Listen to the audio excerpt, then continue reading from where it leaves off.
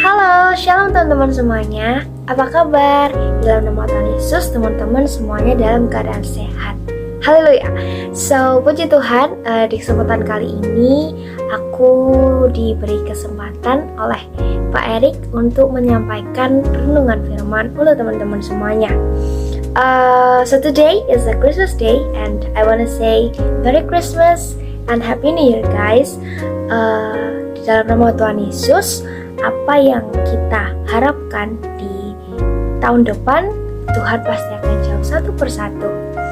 So, sebelum kita masuk firman Tuhan, yuk kita berdoa terlebih dahulu. Selamat pagi Tuhan Yesus, selamat pagi Bapa yang ada di sorga, dikuduskanlah namamu Bapa. Tuhan, kami ingin mengucapkan terima kasih atas berkat dan kesehatan yang telah Kau berikan kepada kami pada pagi hari ini. Kami sangat mengucap syukur Bapa. Sebentar Tuhan, kami akan merenungkan sedikit dari firman-Mu Bapa. Buka hati dan pikiran kami Tuhan, agar kami bisa memahami apa yang menjadi kehendak-Mu. Dan biarlah Tuhan, apa yang kami dapatkan pada pagi hari ini bisa kami salurkan untuk orang-orang di sekitar kami Bapa. Inilah Tuhan doa dan ucapan syukur kami naikkan dalam tangan-Mu Bapa. Di dalam nama Tuhan Yesus kami sudah berdoa dan mengucap syukur. Haleluya, amin. Oke, sekarang kita masuk ke renungannya. Because today is a Christmas day, aku bakal membawakan sebuah renungan dengan judul Christmas is a Hope, atau bahasa Indonesianya Natal adalah sebuah harapan. Sebelum kita masuk, yuk kita baca dulu ayat renungan yang pertama, yaitu ada di Yesaya 9 ayat 6. Aku bacakan ya. Sebab seorang anak telah lahir untuk kita, seorang putra telah diberikan untuk kita. Lambang pemerintahan ada di atas bahunya, dan namanya disebutkan Orang, Penasehat Ajaib, Allah yang perkasa, Bapa yang kekal, Raja Damai. Oke, jadi menurut teman-teman, apa sih arti Natal itu? Boleh ya teman-teman komen di bawah, penuhin kolom chatnya. Lanjut. Kalau kebanyakan orang nih bakal bilang Natal itu membuat hati kita deg-degan. Mungkin karena mau dinner sama crush, sama pacar, atau karena menantikan sesuatu yang kita inginkan. Maybe presents, atau kumpul sama keluarga, retreat, rame-rame, perayaan, libur panjang. Nah, penantian akan sesuatu yang baik dengan hati yang deg-degan itu adalah sebuah harapan. Dan harapan adalah sesuatu yang sangat penting di dalam kehidupan manusia. Namun sebenarnya harapan itu gampang banget hilangnya. Apalagi ketika kita hidup di dalam dunia ini yang tidak sempurna. Sama seperti Yesaya ketika menuliskan ayat-ayat ini. Bangsa Yehuda sedang dihukum Tuhan karena mereka tidak taat. Mereka sedang hidup di dalam kondisi yang suram, terhimpit, rendah, dan berada dalam kegelapan. Hidup dalam tekanan dan kekerasan. Hidup dalam penjajahan dan penumpahan darah. What about you guys? Apakah teman-teman juga lagi dalam keadaan terhimpit, terjepit, suram, gelap? You guys can share it on the comment below supaya bisa menguatkan juga untuk teman-teman yang lainnya. Nah, gimana sih caranya supaya kita masih memiliki sebuah harapan meskipun kita di tengah kesulitan? So today I will give you 4 tips yang cocok nih buat teman-teman, yang aku ambil dari huruf yang ada di kata hope. Huruf-huruf yang ada di kata hope itu apa aja sih? Ada H, O, P, and E. So, here we go. Yang pertama yaitu huruf H, yang artinya have a right mindset in God. Yang dimana meskipun kita hidup dalam kesulitan, kita tetap harus berpikir yang benar di dalam Tuhan. Jauhkan pikiran-pikiran negatif kita atau pikiran-pikiran yang buruk, karena bisa saja malah membuat kita semakin down. Seperti di ayat 1 Petrus 1 ayat 13, yang bunyinya, sebab itu siapkanlah akal budimu, waspadalah dan letakkanlah pengharapanmu seluruhnya atas kasih karunia yang dianugerahkan kepadamu pada waktu penyataan Yesus Kristus. So, teman-teman harus ingat ya, untuk menggunakan akal budi kita yang Tuhan kasih kepada kita untuk selalu berpikir yang positif di dalam Tuhan. Yang kedua yaitu huruf O yang artinya on track, yang dimana meskipun di dalam kesulitan, jangan sampai kita itu mencari solusi yang salah, atau bisa dibilang kita mengambil jalan yang gak benar. Contohnya, kebanyakan nih aku dengar anak SMA, kalau mereka lagi stres ujian itu larinya ke ngerokok, nge-vape, bahkan ada yang minum-minum dengan alasan, ya kak itu tuh untuk ngilangin stres, ya kak supaya aku tuh bisa lebih fokus lagi. Sumpah miris banget. Jadi teman-teman, aku yakin dan percaya mungkin teman-teman di sini nggak ada yang melakukan itu, tapi kalau ada yang melakukan itu, yuk kita stop. Usahakan jangan sampai kita terjun ke hal-hal yang seperti itu, karena itu jelas-jelas salah. Aku pengen ngeyakinin teman-teman, kalau dengan kita melakukan hal itu, kita malah melenceng jauh dari jalan Tuhan. Teman-teman harus pintar cari teman. Gimana ya? Kalian harus pintar cari teman gitu.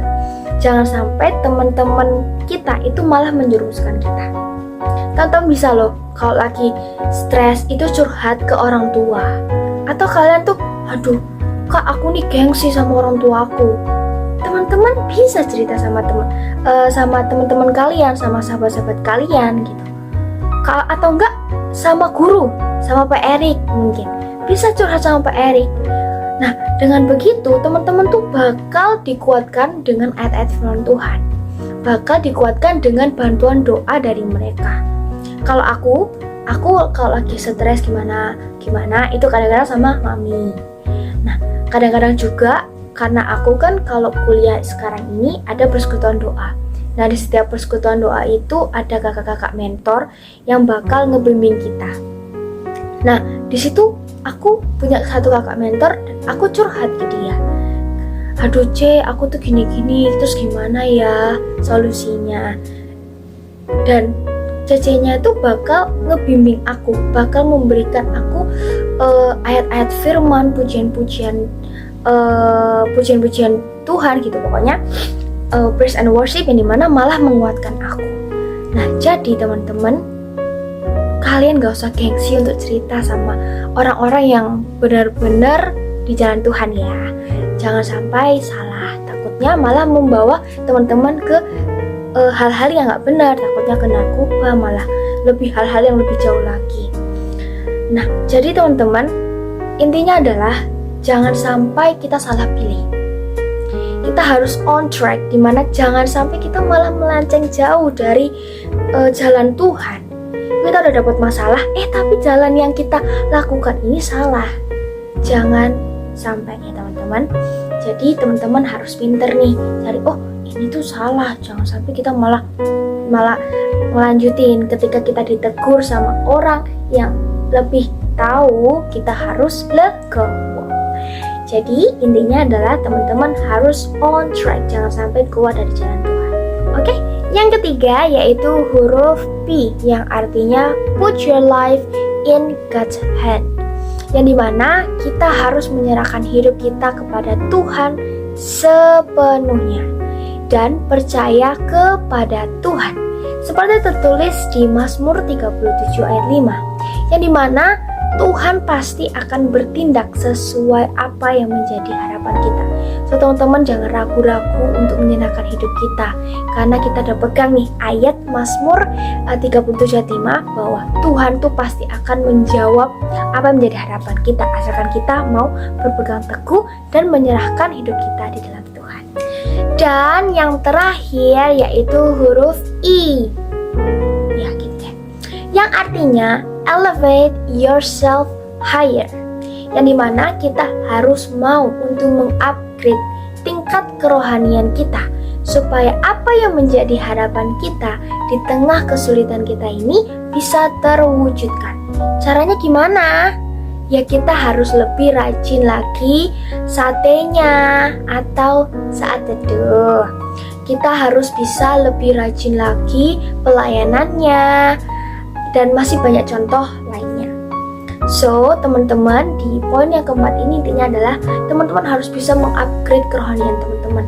Gimana caranya? Kalian harus mendekatkan diri kepada Tuhan lebih lagi.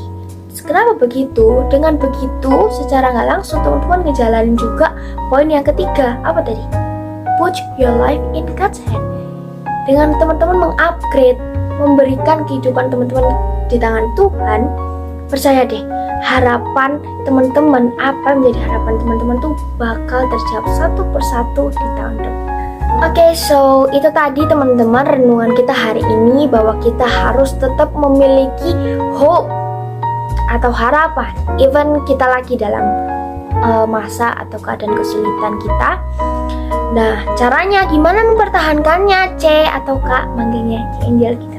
Yaitu yang pertama tadi H, yaitu have a right mindset in God. Yang kedua O, yaitu on track. Yang ketiga P, put your life in God's hand. Dan yang terakhir E, yaitu elevate yourself higher. Jadi sebelum kita mengakhiri renungan kita pada pagi hari ini, mari kita tutup di dalam doa. Tuhan Yesus yang bertata di dalam kerajaan sorga, terima kasih Tuhan untuk renungan pada pagi hari ini. Kami sangat mengucap syukur Bapa, karena kami yang lemah menjadi dikuatkan. Biarlah Tuhan dalam kondisi kami yang sedang mengalami kesulitan, stres maupun ketempurukan, tetap memiliki harapan yang besar di dalam-Mu Bapa. Biarlah Tuhan kami tetap percaya kepada Engkau meskipun kami tertekan akan kondisi di sekeliling kami Bapa. Oh Tuhan, kami minta campur tangan-Mu dalam kehidupan kami. Biarlah Tuhan kami semakin hari menjadi pribadi yang lebih kuat di dalam-Mu Bapa. Inilah Tuhan doa dan ucapan syukur kami naikkan dalam tangan-Mu Bapa. Kami sudah berdoa dan mengucap syukur. Haleluya. Amin.